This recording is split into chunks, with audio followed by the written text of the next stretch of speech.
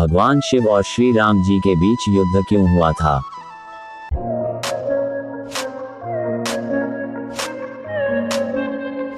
ये कथा पुराणों में मिलती है। सभी जानते हैं कि प्रभु श्री राम के आराध्य देव शिव हैं, तब फिर राम कैसे शिव से युद्ध कर सकते हैं?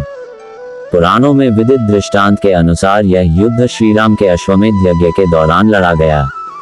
यज्ञ का अश्व कई राज्यों को श्री राम की सत्ता के अधीन किए जा रहा था।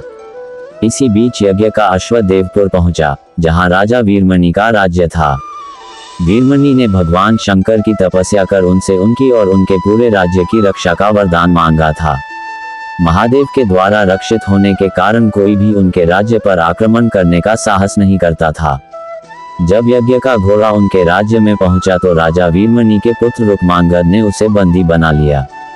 ऐसे में अयोध्या और देवपुर में युद्ध होना तय था। महादेव ने अपने भक्त को मुसीबत में जानकर वीरभद्र के नेतृत्व में नंदी, भृंगी सहित अपने सारे गणों को भेज दिया।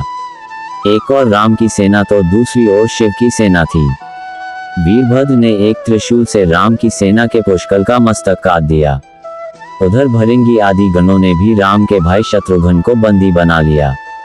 बाद में हनुमान भी जब नंदी के शिवास्त्र से पराभूत होने लगे तब सभी ने राम को याद किया। अपने भक्तों की पुकार सुनकर श्री राम तत्काल ही लक्ष्मण और भरत के साथ वहां आ गए। श्री राम ने सबसे पहले शत्रुघ्न को मुक्त कराया और उधर लक्ष्मण ने हनुमान को मुक्त करा दिया। फिर श्री राम ने सारी सेना के साथ शिव गणों पर धावा बोल दिया। जब नंदी और अन्य शिव के गण परास्त होने लगे तब महादेव ने देखा कि उनकी सेना बड़े कष्ट में है तो वे स्वयं युद्ध क्षेत्र में प्रकट हुए। तब श्री राम और शिव में युद्ध छिड़ गया। ये सुनकर भगवान रुद्र बोले कि हे राम, आप स्वयं विष्णु के रूप है, मेरी आपसे युद्ध करने की कोई इच्छा नहीं है। फिर भी चूंकि मैंने अपने भक्त वीरमणि को उसकी रक्षा का वरदान दिया है, इसलिए मैं इस युद्ध से पीछे नहीं हट सकता, अतः संकोच छोड़कर आप युद्ध करें। श्री राम ने इसे महाकाल की आज्ञा मानकर युद्ध करना शुरू किया। दोनों में महान युद्ध छिड़ गया, जिसे देखने देवता लोग आकाश में स्थित हो गए।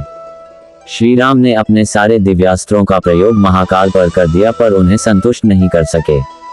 अंत में उन्होंने पाशुपतास्त्र का संधान किया और भगवान शिव से बोले कि हे प्रभु, आपने ही मुझे ये वरदान दिया है कि आपके द्वारा प्रदत्त इस अस्त्र से त्रिलोक में कोई पराजित हुए बिना नहीं रह सकता, इसलिए हे महादेव, आपकी ही आज्ञा और इच्छा से मैं इसका प्रयोग आप पर ही करता हूँ।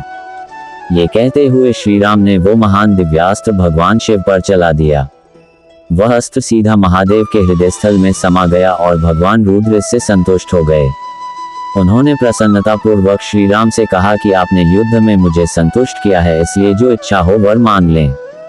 इस पर श्री राम ने कहा कि हे भगवान, यहाँ इस युद्ध क्षेत्र में भ्राता भरत के पुत्र पुष्कल के साथ असंख्य योद्धा वीरगति को प्राप्त हो गए हैं, उन्हें कृपया जीवन दान दीजिए। महादेव ने मुस्कुराते हुए तथास्तु कहा और पुष्कल समेत दोनों ओर के सारे योद्धाओं को जीवित कर दिया। इसके बाद उनकी आज्ञा से राजा वीरमणि ने यज्ञ का घोड़ा श्री राम को लौटा दिया और अपना राज्य रुक्मांगद को सौंपकर वे भी शत्रुघ्न के साथ आगे चल दिए। मेरी यह जानकारी आपको अच्छी लगी हो तो मेरे चैनल को सब्सक्राइब करें, वीडियो को लाइक करें और कमेंट करें। धन्यवाद। राधे राधे।